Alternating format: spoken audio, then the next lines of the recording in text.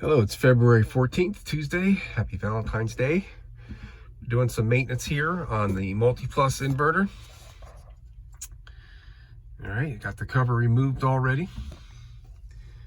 And let me show you what we're doing. So let me show you what you're not supposed to do with electrical connections. I had soldered the ends of these wires before inserting them to act like ferrules and make a better connection, quote. Don't ever do that.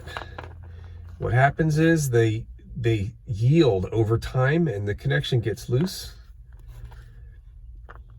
And loose connections create heat, resistance rather, and resistance creates heat, and it snowballs and you can burn some stuff up.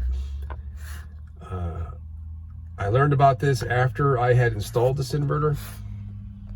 I learned about not doing this after I had installed the inverter, and so now we're well underway of cutting off the soldered ends and putting them back in there like they're supposed to.